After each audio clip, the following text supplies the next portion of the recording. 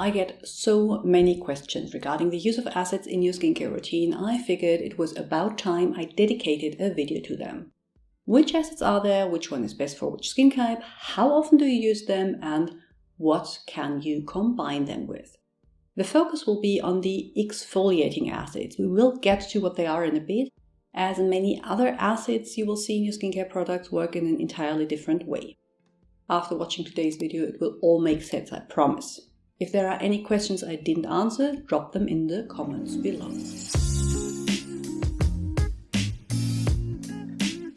If you're new here, welcome! I'm Dr. Anne, a physician passionate about skincare and well-aging. Chemically speaking, acids are proton donators, meaning they willingly give away H+. Our skin is naturally acidic, with the skin's acid mantle making up part of the skin barrier, aka the skin's defense mechanism against external aggressors. Most acids we use in skincare are originally derived from things like sugarcane, rye, or dairy, but these days are made in the lab. Still, when you hear that Cleopatra allegedly bathed in milk, she got some lactic acid with that, and when you wash your skin with wine, also apparently an age-old beauty secret, you get some malic acid in the process. Now, not everything called acid works the same way in the skin. Hyaluronic acid, for example, is an acid by structure but works as humectant, not as exfoliant. Then there are amino acids, the building blocks of peptides and proteins, again not exfoliating, and ascorbic acid and ferulic acid, both of which are antioxidants, not exfoliating acids. Fatty acids like linoleic acid also don't work as exfoliants on the skin.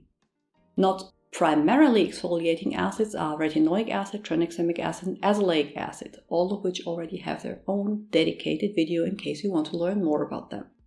Today we will focus on the exfoliating ones, namely alpha-hydroxy acids, beta-hydroxy acids, and poly-hydroxy acids. The difference between alpha, beta, and poly-hydroxy acids is in their chemical structure, mainly in the number of carbon molecules that sit between their carboxy and their hydroxy group. But as I am not a chemist and you are probably here to learn how they work on your skin and not how they look, we will leave it at their structure is different and they behave differently. Alpha-hydroxy acids are a group of acids you probably have already heard of. It includes glycolic acid, lactic acid, mandelic acid, malic acid, citric acid, and tartaric acid, just to name the best known ones. Not all of them are used as chemical exfoliants in skincare though, so we will focus on glycolic, lactic, and mandelic. The main difference between the three is in their molecular size, which determines how easily they can penetrate deeply into the skin. As a rule of thumb, the deeper they go, the more effective they are, but the more irritating they are as well. All AHAs work by dissolving the glue that holds the dead skin cells together and prevents them from sloughing off, a process your skin usually does naturally, but that can be hindered with certain skin conditions or with age. Glycolic acid is the smallest one, so it goes deepest, meaning it not only exfoliates the skin, making it appear smooth and more even, but can also stimulate fibroblasts to produce more collagen, helping you prevent signs of aging in the long run. It also has noticeable irritating potential. Lactic acid is of medium size, so it won't penetrate as deep as glycolic and most likely won't have the collagen stimulating effect. As it stays closer to the skin surface, it is really good at targeting hyperpigmentation through shedding of the skin cells with melanin inside, and it also works as humectant, making it a great choice for more dry skin types.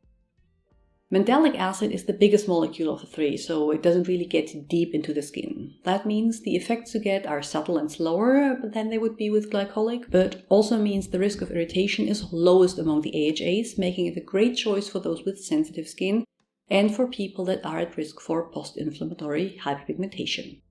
You might have heard it recommended for people with ethnic skin for that reason, but that doesn't mean you can't use glycolic. It just means you need to be more careful with concentration and way of application. For beta-hydroxy acids, there's only one that gets mentioned in terms of skincare, salicylic acid, which, as I recently learned, isn't a true beta-hydroxy acid in the chemical sense. We will ignore that for the sake of avoiding confusion though. Salicylic acid is oil-soluble, while AHAs are mainly water-soluble, so it goes where the oil is, inside your pores. What it does there is the same thing that other exfoliants do. It breaks down the glue, sticking the cells together, so the stuff that is clogging up your pores gets released, ideally before bacteria starts to grow underneath and forms a pimple. But even if there's inflammation already, salicylic acid is helpful as it has an additional anti-inflammatory effect. It is the acid that is recommended to prevent and treat breakouts and clogged pores and is often part of an acne regime, but on its own might not be enough to treat acne, especially if it comes with deep-set cystic spots. It is a great one for congested teenage skin though. Poly-hydroxy acids have their very own dedicated video already, so I will keep it short. The main ones used are gluconolactone, galactose, and lactobionic acid, and they are big molecules, meaning they act on the skin surface. While they do have an exfoliating effect, it is limited due to the shallow penetration they can achieve. In addition to exfoliating though, they act as humectants, antioxidants, and bind to certain enzymes that break down collagen. Their risk of irritation is the lowest among all acids, so they are a good choice for those with sensitive skin. While I assume everyone uses at least one acid in their routine, ascorbic acid for example or hyaluronic acid are present frequently in products, not everyone needs an exfoliating acid. Especially those below the age of 30 will probably exfoliate just fine on their own, so before you incorporate an exfoliating acid into your routine, take a good look at your skin and see if there is dullness, pigmentation, clogged pores, or fine lines that you would want to target with an exfoliant. And if none of that is your concern, you most likely don't need to use one. All exfoliating acids have irritation potential. How much that is depends on the product used and should only cautiously be paired with other potentially irritating ingredients. Outside the primarily exfoliating acids, that is true for ascorbic acid, tranexamic acid, azelaic acid, and of course retinoic acid, all of which can be irritating too. Hyaluronic acid, amino acids, or fatty acids on the other hand go well with everything. As a rule of thumb, what you can combine when it comes to acids depends on your skin. I can easily use ascorbic acid during the day and add salicylic acid 3 times a week while using retinoic acid at night, but had an irritation when I used glycolic acid instead of the salicylic one. I have a separate video on that topic that I will link, but in short, see what your skin needs, combine as little irritating products as possible with one another, and take a break the moment you feel your skin isn't happy anymore. The way the acids are presented, concentration, pH, leave-on versus wash-off, obviously also plays an important role here. Which acid is best for you is determined by your concerns in your skin, but broadly speaking, oily and congested skin requires salicylic acid. Skin with fine lines and or hyperpigmentation that is robust could use glycolic. The same issues with dry skin, lactic acid, and the same skin issues but very sensitive, mandelic acid or poly-hydroxy acids. This is very broad though, and I've changed my preferred acids several times during my life as whether your other product, your hormones, a potential pregnancy, and all that need to be considered too. The best way to use exfoliating acids in your skincare depends on a lot of different things, but one thing is true for almost everyone. You do not need to use an exfoliant twice a day, no matter what the brand says.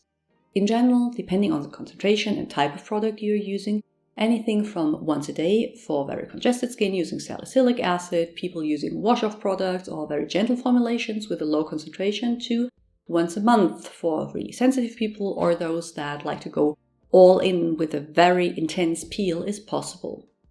For the average person, a few times a week will be enough. Depending on the rest of your skincare, you can use it either morning or night. I only use mine in the mornings as I use tretinoin at night, and no matter which time of the day you use it, make sure you use sun protection, as all of them will make your skin more susceptible to sun damage. Slowly build up frequency and strength until you reach the desired results, and be very mindful of what else is going on in your life, as other products or lifestyle changes might influence how your skin will react. If there's anything you would like to add, please do so in the comments below. I will link to more videos you might find interesting on the screen, and add links to my Instagram blog and Patreon account in that description box. See you soon, bye!